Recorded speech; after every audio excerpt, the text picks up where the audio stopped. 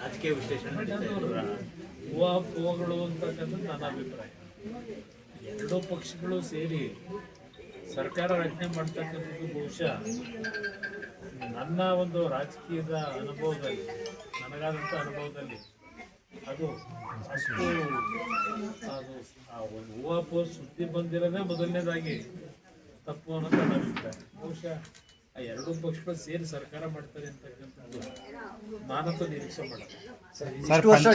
Congress DMK ಜೊತೆ ಇತ್ತು sir, ಇವಾಗ TVK ಜೊತೆ ಅವ್ರಿಗೆ ಸಹಕಾರ ಕೊಡ್ತಿದ್ದಾರೆ ಸರ್, ಇದು ಯಾವ ರೀತಿ ಬೆಳವಣಿಗೆ? ಕಾಂಗ್ರೆಸ್ ಪಕ್ಷದ ನಡವಳಿಕೆ ಬಗ್ಗೆ ನಾವು ಟೀಕೆ ಮಾಡಬೇಕು, ನಾನು ಚರ್ಚೆ ಮಾಡೋದು ಅನಾವಶ್ಯಕ.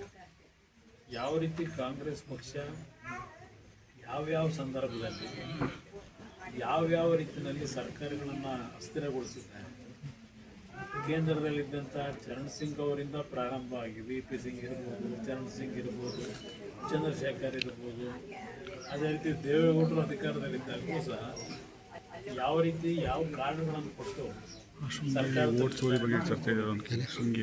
ಕಾಂಗ್ರೆಸ್ನಲ್ಲಿ ಅವರಿಗೆ ಬೇಕಾದಂಥ ರೀತಿ ತೀರ್ಮಾನಗಳನ್ನು ಮಾಡಿಸಕ್ಕಂಥದ್ರಲ್ಲಿ ಹಲವಾರು ರೀತಿಯ ಉದಾಹರಣೆಗಳನ್ನು ಕೊಡಬಹುದು. ಅದರಿಂದ ಇವತ್ತು ಅವರು DMK ಜೊತೆ ಸಂಬಂಧ 20 ವರ್ಷ ಸಂಬಂಧ ಕಡಿದು ಇವತ್ತು ವಿಜಯ್ ಅವರ ಜೊತೆ ಸೇರ್ತಾ ಇರ್ತಕ್ಕಂಥದ್ದೇ ಅವ್ರ ಪಕ್ಷದಲ್ಲಿ ಅವ್ರ ಮುಂದಿನ ಭವಿಷ್ಯದ ದೃಷ್ಟಿಯಿಂದ ತೀರ್ಮಾನ ತಗೊಂಡವ್ರು. ಅದರ ಬಗ್ಗೆ ನಾನು ಯಾಕೆ ಚರ್ಚೆ ಮಾಡಿ ನೋಡೋಣ, ಮುಂದೆ ಕಾಲ ಉತ್ತರ ಕೊಡೋದು. ಶೃಂಗೇರಿ